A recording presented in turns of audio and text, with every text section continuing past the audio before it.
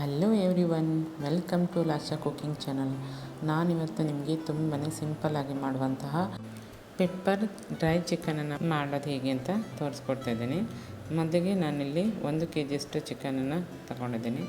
ಅದಕ್ಕೆ ಅರ್ಧ ಟೀ ಸ್ಪೂನಷ್ಟು ಅರಿಶಿನ, ಅರ್ಧ ಟೀ ಸ್ಪೂನಷ್ಟು ಅಚ್ಚ ಖಾರದ ಪುಡಿ, ಹಾಗೆ 1 ಟೀ ಸ್ಪೂನಷ್ಟು ಜಿಂಜರ್ ಗಾರ್ಲಿಕ್ ಪೇಸ್ಟ್, ಹಾಗೆ ಅರ್ಧ ಟೀ ಸ್ಪೂನಷ್ಟು ಚಿಕನ್ ಮಸಾಲೆ, ಹಾಗೆ 1 ಟೀ ಸ್ಪೂನಷ್ಟು ಉಪ್ಪನ್ನು ಸೇರಿಸಿ ಚೆನ್ನಾಗಿ ಮ್ಯಾರಿನೇಟ್ ಮಾಡಿ ಇಡ್ತೀನಿ.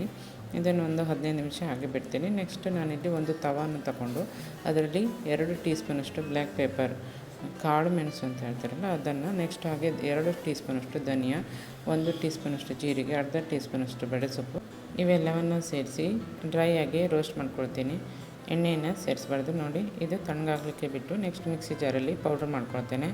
ನೆಕ್ಸ್ಟ್ ಒಂದು ಕಡಾಯಿನ ತಗೊಂಡು 2 ಟೀ ಸ್ಪೂನಷ್ಟು ಎಣ್ಣೆಯನ್ನು ಸೇರಿಸಿ ಅದಕ್ಕೆ ಜಜ್ಜಿರುವಂತಹ ಬೆಳ್ಳುಳ್ಳಿ ಮತ್ತು ಶುಂಠಿಯನ್ನು ಕೂಡ ಸೇರಿಸ್ಕೊಂಡಿದ್ದೀನಿ. ಹಾಗೆ 1 ಈರುಳ್ಳಿಯನ್ನು ಕೂಡ ಕಟ್ ಮಾಡಿ ಸೇರಿಸ್ಕೊಂಡು 2 ಚಿಕ್ಕ ಟೊಮೆಟೊವನ್ನು ಕೂಡ ಕಟ್ ಮಾಡಿ ಸೇರಿಸ್ಕೊಂಡಿದ್ದೀನಿ. ಹಾಗೆ 2 ಹಸಿಮೆಣಸನ್ನು ಕೂಡ ಕಟ್ ಮಾಡಿ ಸೇರಿಸ್ಕೊಂಡು ಅದನ್ನು ಫ್ರೈ ಆದ ನಂತರ ಮ್ಯಾರಿನೇಟ್ ಆದಂಥ ಚಿಕನನ್ನು ಕೂಡ ಅದಕ್ಕೆ ಸೇರಿಸ್ಕೊಳ್ತಾ ಇದ್ದೀನಿ.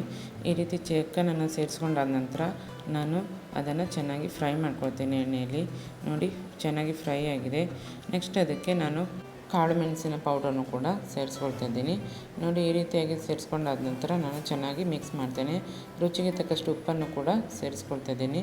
ಉಪ್ಪನ್ನು ಸೇರಿಸಾದ ನಂತರ ಅದಕ್ಕೆ 1/4 ಟೀ ಸ್ಪೂನಷ್ಟು ಅರಿಶಿಣವನ್ನು ಕೂಡ ಸೇರಿಸ್ಕೊಂಡಿದ್ದೀನಿ. ಈ ರೀತಿ ಸೇರಿಸಾದ ನಂತರ ಚಿಕನ್ ಮಸಾಲೆ ಪೌಡರನ್ನು ಕೂಡ 1 ಟೀ ಸ್ಪೂನಷ್ಟು ಸೇರಿಸ್ಕೊಂಡು 1/2 ಕಪ್ಪಷ್ಟು ನೀರನ್ನು ಸೇರಿಸಿ, ಹಾಗೆ ಕೊತ್ತಂಬರಿ ಸೊಪ್ಪನ್ನು ಸೇರಿಸ್ಕೊಂಡು, ಹಾಗೆ ಕಸೂರಿ ಮೆಂತಿಯನ್ನು ಕೂಡ ಕ್ರಷ್ ಮಾಡಿ ಹಾಕ್ತಾಯಿದ್ದೀನಿ. ಈ ರೀತಿ ಸೇರಿಸ್ಕೊಂಡಾದ ನಂತರ ಅದನ್ನು ಚೆನ್ನಾಗಿ ಮಿಕ್ಸ್ ಮಾಡಿ ಮುಚ್ಚಳವನ್ನು ಮುಚ್ಚಿ ಒಂದು 10 ನಿಮಿಷ ಸಣ್ಣ ಊರಿನಲ್ಲಿ ಬೇಯೋಕ್ಕೆ ಬಿಡ್ತೀನಿ. ನೋಡಿ, ಈಗ ಚೆನ್ನಾಗಿ ಬೆಂದಿದೆ ಚಿಕನ್ನು. ಈಗ ಆ ಒಂದು ಲಿಂಬುವನ್ನು ಕೂಡ ಅದಕ್ಕೆ ಹಿಂಡಿ ಸೇರಿಸ್ಕೊಂಡ್ರೆ ಸಖತ್ತಾದಂಥ ಪೆಪ್ಪರ್ ಡ್ರೈ ಚಿಕನ್ ರೆಡಿಯಾಗುತ್ತೆ.